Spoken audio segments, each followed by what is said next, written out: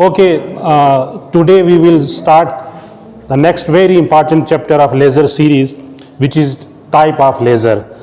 In this chapter, we will discuss different types of laser, or you can say how the laser can be classified. So the classification of laser can be obtained by using on the basis of material or element used as an active center. Laser can be classified on the basis of operation of laser, whether it is act as in pulsed wave mode or continuous wave mode. Similarly, the laser can be classified on the basis of gain of the laser medium, power delivered by the laser. Or last one, laser can be classified on the basis of efficiency or applications.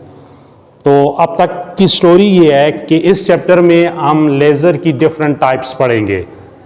तो laser की types को study करने के लिए कहता है कि laser को मुख्तलिफ कैटेगरी में क्लासिफाई किया गया है।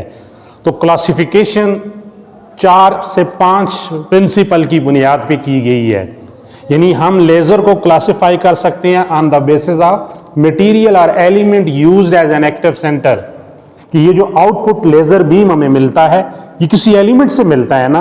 तो अगर हम एलिमेंट चेंज करते रहें, पहले हम कोई एलिमेंट सॉलिड फॉर्म में लें तो लेज़र आउटपुट या लेज़र की एफिशिएंसी, उसकी पावर कुछ और होगी। अगर हम element as a liquid form में लें तो लेज़र की तमाम प्रॉपर्टीज़ चेंज हो जाएंगी। इसी तरह एलिमेंट अगर हम लोग गैसियस फॉर्म में लेते हैं तो डिफरेंट मैकेनिज्म होगा, और सेमीकंडक्टर में भी ले सकते हैं। तो फर्स्ट क्लासिफिकेशन कहता है कि laser can be classified on the basis of material और element used as an active centre. ये मैंने आपको बताया था कि एक्टिव सेंटर क्या होती हैं, जहां से आप लोगों को लेज़र आउटपुट के तौर पे मिलता है। क्लियर होगी। इसी तरह कहता है कि लेज़र को हम क्लासिफाई कर सकते हैं on the basis of operation, कि जब लेज़र ऑपरेट होता है तो आउटपुट बीम हमें मिलता है, तो हम देखते हैं कि ये कंटिन्यूस वेव मोड है या पल्स वेव मोड है, क्योंकि डिफरेंट पल्सेस में आपको लेज़र लाइट मिलती है या सम टाइम आपको कंटिन्यूस वेव मिलती है। तो इस कैटेगरी के लिहाज से भी लेज़र को क्या किया जा सकता है, क्लासिफाई किया जा सकता है। और तीसरी जो है, हर एक लेज़र की गेन और एफिशिएंसी और पावर डिलीवर्ड जो है वो डिफरेंट है। तो हम on the basis of gain of the laser medium, कि आपको गेन कितना मिला है, वो जो number of photons output mirror से बाहर आती हैं हमें मिलते हैं, हम उनकी वेरियस प्रॉपर्टीज को ऑब्जर्व करते हैं कि उनकी पावर कितनी डिलीवर्ड हुई है। यानी जो लेज़र लाइट एमिट हो रही है, हम उससे फॉर एग्जांपल क्या 60 वाट 100 वाट का लाइट बल्ब ऑपरेट कर सकते हैं, या 60 वाट 100 वाट का कोई डिवाइस है उसको ऑपरेट किया जा सकता है। तो ये power delivered by the laser होगी। इस मुनासबत से भी क्लासिफिकेशन की जा सकती है। और लास्ट वन, एफिशिएंसी और एप्लीकेशंस। देखें, मुख्तलिफ फील्ड्स में लेज़र की एप्लीकेशन है, मेडिकल फील्ड में है, इंडस्ट्रियल फील्ड में है, मैकेनिकल फील्ड में है, इवन एग्रीकल्चर में है, स्पेस के अंदर है, न्यूक्लियर एनर्जी न्यूक्लियर फील्ड के अंदर है। तो क्या तमाम फील्ड में एक ही नौइयत का लेज़र यूज़ होता होगा? डिफरेंट। तो आपके सिलेबस में जिस चीज़ को प्रेफर किया गया है कि लेज़र की क्लासिफिकेशन किस तरह से की जाए, वो है classification on the basis of material used as an active medium. So on this basis, laser is classified into 4 categories. The first one is solid state laser, second one gas laser, third one liquid laser, and the fourth one is semiconductor laser. तो first of all we will discuss solid state laser, कि solid state laser के अंदर जो basic mechanism है वो क्या होता है, और सॉलिड स्टेट लेज़र ऑपरेट कैसे किया जा सकता है। तो ये बहुत ही इंपॉर्टेंट है। जितनी चीज़ें हमने फर्स्ट 2 चैप्टर्स में पढ़ी हैं उनको हम आज से प्रैक्टिकली यूटिलाइज करने जा रहे हैं। अब हमें मैथमेटिक्स की ज़रूरत नहीं है, अब हमें ये चीज़ ढूंढना नहीं है कि इंड्यूस एब्जॉर्प्शन कहाँ हुई है, स्टिमुलेटेड एमिशन कहाँ हो रही है, स्पॉन्टेनियस एमिशन कहाँ हो रही है, एम्पलीफिकेशन क्या है, इसी तरह लेज़र गेन क्या है, और मुख्तलिफ जो आप लोगों ने फर्स्ट 2 चैप्टर्स में टर्म्स पढ़ी हैं वो प्रैक्टिकली यहाँ पर क्या होंगी, यूटिलाइज्ड होंगी। तो सॉलिड स्टेट लेज़र में सबसे पहले हम ऐसा करते हैं कि हम एक रॉड लेते हैं, लेज़र रॉड जिसे कहा जाता है। ये ग्लास या क्रिस्टलाइन मटेरियल का एक लेज़र एक रॉड होता है सिलेंड्रिकल शेप का। इस सिलेंड्रिकल शेप रॉड के अंदर जो एक्टिव सेंटर्स हैं जहां से लेजर आउटपुट के तौर पे आपको मिलेगी, जहां से लेजर लाइट इमिट होगी, उस मटेरियल को क्या किया जाता है, फिलअप कर दिया जाता है। यानी first of all we take a glassy or crystalline laser rod which are in different shapes and size। इसका डायमीटर और इसकी लेंथ जो है वो डिफरेंट हो सकती है। ये आपके सामने है। इसको यूं समझ लो कि जिस तरह गन का वो कारतूस नहीं होता, कारतूस एक सिलेंडर होता है और उसके अंदर गन पाउडर जो है ना वो फिलिंग कर दी जाती है। ये जबरदस्त किस्म की एग्जांपल है। तो ये आपके पास होस्ट मटेरियल होगा, यानी क्रिस्टल और ग्लासी मटेरियल जो है ये क्या कहलाएगा, एज ए होस्ट। क्यों कि जिस मटेरियल से लेजर लाइट ने आउटपुट होना है, इसने उसको होस्ट किया हुआ है, उसको कैरी किया हुआ है। क्योंकि मटेरियल जो है, जिस मटेरियल से लाइट इमिट होगी वो इसके इनसाइड है, उसकी फिलिंग आपने कर दी गई है। तो ये जो रॉड है इसकी कुछ प्रॉपर्टीज हैं, वो एंड में मैं बताऊंगा कि इसकी प्रॉपर्टीज क्या हो सकती हैं। और इसी रॉड के एंड साइड पे क्या है, आउटपुट मिरर है। राइट साइड पे आउटपुट मिरर है जहां से लेजर आउटपुट के तौर पे बाहर आएगी, और इधर रियर मिरर है, यानी ये पार्शियल सिल्वर्ड मिरर है और ये 100% रिफ्लेक्टेड मिरर है। जाहिर है बीच में क्या होगा, वही तीनों प्रोसेस होंगे, induced absorption, spontaneous emission, stimulated emission. तो जो फोटॉन जो है इस रॉड के अंदर to and fro motion possess करेगा, लेजिंग फोटॉन जो है, तो ये मिरर उसको 100% रिफ्लेक्ट करेगा और यहां से आउटपुट के तौर पे आपको लेजर लाइट बाहर मिलेगी। अब इंड्यूस्ड एब्जॉर्प्शन का फिनोमेना जो है, जो इनपुट लाइट सोर्स होता है, वो इस रॉड के नीचे फ्लैश लैंप की सूरत में नजर आ रही है। ये फ्लैश लैंप है आपके पास, जिससे आप लोग इनपुट फोटॉन प्रोवाइड करोगे। तो इस फ्लैश लैंप का ताल्लुक किसके साथ है, पावर सप्लाई के साथ है, यानी बैटरी है दूसरे लफ्जों में। तो ये पावर सप्लाई फ्लैश लैंप को क्या करेगी, एनर्जी प्रोवाइड करेगी, लैंप ऑपरेट होगा, लैंप से जो फोटॉन इमिट हो रही हैं वो फोटॉन इस ट्रांसपेरेंट ग्लासी मटेरियल में से एंटर होंगे, और एंटर होने के बाद बीच में जो एक्टिव सेंटर है सॉलिड फॉर्म में, उसको क्या करेंगे, एक्साइट करेंगे। वो एक्साइट होंगे, एक्साइट होने के बाद यानी इंड्यूस्ड एब्जॉर्प्शन फिनोमेना होगा, वो एक्साइटेड स्टेट में जाएंगे, वहां से दोबारा डी एक्साइट होके आएंगे, बीच में मेटास्टेबल स्टेट होगी। मेटास्टेबल स्टेट में उनका लाइफ टाइम इंक्रीज होता जाएगा और एक्चुअली स्टिमुलेटेड एमिशन का प्रोसेस स्टार्ट हो जाएगा with no time, fraction of second में ये प्रोसेस स्टार्ट हो जाएगा। तो इस तरह सॉलिड स्टेट लेजर ऑपरेट होना स्टार्ट हो जाएगा। तो मैंने स्टार्ट में कहा कि active centres are fixed in a crystal or glassy materials which are electrically non conducting. तो फर्स्ट प्रॉपर्टी ये होगी कि सॉलिड स्टेट लेजर में ये जो ग्लासी मटेरियल या जो क्रिस्टल है सिलेंड्रिकल शेप का, ये नॉन कंडक्टिंग होना चाहिए। क्योंकि अगर कंडक्टिंग होगा तो इसके इलेक्ट्रॉन बीच में क्या हो जाएंगे, शामिल होना स्टार्ट हो जाएंगे। पॉइंट ज़हन में आ गया ना, it is highly non conducting material, insulator है। और ये तकरीबन हम इसकी कंसंट्रेशन कितनी लेते हैं, 1%। ये जो ग्लासी मटेरियल है, जो होस्ट मटेरियल है, जो होस्ट कर रहा है, जिससे लाइट इमिट होगी, जो जिस तरह आम लाइफ में नहीं होता, कहते हैं कि होस्ट कौन कर रहा है। जिस तरह क्रिकेट वर्ल्ड कप हो रहा है तो इंडिया होस्ट कर रहा है, आपने घर में मेहमानों को खाने पे दावत दी है, वलीमे पे दावत दी है, आप होस्ट करते हो, तो आप तो पार्टिसिपेट नहीं करते हो ना, तो उस खाने में क्या करते हैं, मेहमान पार्टिसिपेट करते हैं। तो यहां पर भी क्या है कि कहता है कि ये जो लेजर रॉड है ग्लासी या क्रिस्टल मटेरियल का, ये लेजर एक्शन में खुद पार्टिसिपेट नहीं करेगा। इसका काम क्या है, होस्ट करना। पार्टिसिपेशन किसकी होगी, इसकी इनसाइड जिस मटेरियल की फिलिंग की गई है, और वो सॉलिड स्टेट मटेरियल है। और मैं अभी बताऊंगा कि कौन सा सॉलिड स्टेट मटेरियल है। दुनिया भरी हुई है सॉलिड स्टेट के साथ पीरियोडिक टेबल, तो हमने एक सूटेबल मटेरियल लेना है जिससे लेजर एक्शन अचीव हो, और उसकी चंद एक प्रॉपर्टीज होंगी कि जिसके अंदर मेटास्टेबल स्टेट मौजूद हो।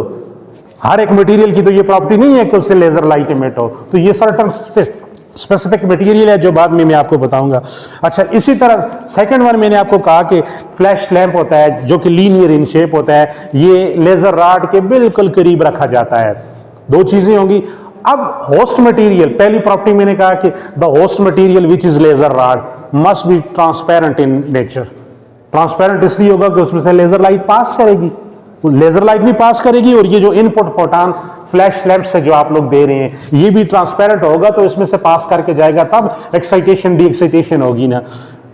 It should not absorb light. तीसरी प्रॉपर्टी इसकी कि होस्ट मटेरियल कि ये प्रॉपर्टी होनी चाहिए, ये ना हो कि हम ये जो फ्लैश लैंप से लाइट दे रहे हैं वो सारे की सारी एब्जॉर्ब कर ले। एब्जॉर्बिविटी इसकी क्या होनी चाहिए, बहुत कम होनी चाहिए।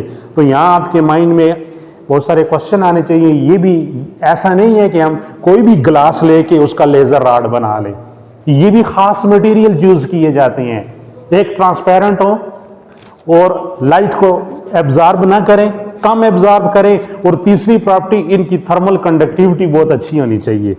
They are good thermal conductors.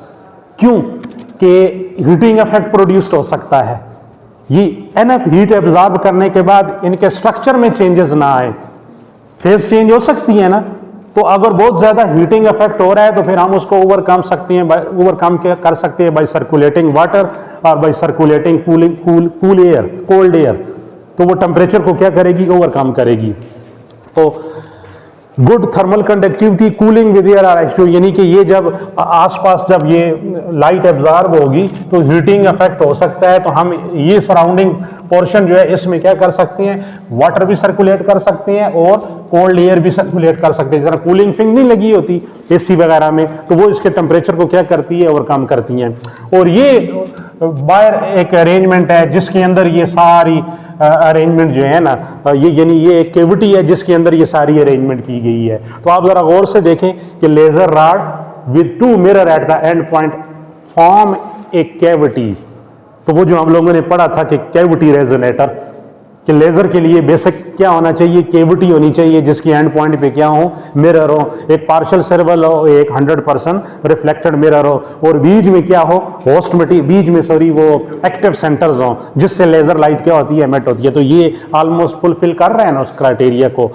अच्छा, अब सबसे important portion of solid state laser, ये ध्यान में रखना है अच्छा, कि what material can be used as an active centres. एक तो हम लोगों को इल्म है कि हम कौन सा लेजर स्टडी करने जा रहे हैं, सॉलिड स्टेट लेजर। तो सॉलिड स्टेट लेजर में कौन से मटेरियल पीरियोडिक टेबल में मौजूद हैं जिससे लेजर लाइट एमिट हो सकती है, ये आप लोगों के लिए एक नई चीज है, ये प्री रिक्विजिट रिसर्च है। तो active centre generally taken from ions of metallic elements, ions of metallic elements. Which element can be preferred to produce laser light? Chromium ion, Cr. Second one, neodymium ions. Third one, erbium ions. Fourth one, polonium ions, cerium ions, cobalt and then titanium. यानी ये जो element हैं जिनकी abbreviation bracket में मौजूद हैं, हम solid state के अंदर पाउडर फॉर्म में इनको इस लेजर रॉड के अंदर, जो कि होस्ट मटेरियल है, वेट कंसंट्रेशन है 0.05 रूबी लेजर के अंदर, हम first ruby laser solid state पढ़ेंगे, तो रूबी रॉड के अंदर हम क्रोमियम आयन को क्या करते हैं, फिलअप करते हैं, और 0.05% से मुराद ये है कि 1 क्यूबिक मीटर वॉल्यूम में, लेजर रॉड के अंदर अगर स्पेस कितनी ली जाए, 1 क्यूबिक मीटर वॉल्यूम के अंदर 1.6 × 10⁻25 नंबर ऑफ आयंस आते हैं। 1.6 × 10⁻25 यानी 16 के आगे 24 जीरो लगा दो तो ये कितने आयंस होंगे, आप सोच भी नहीं सकती हैं।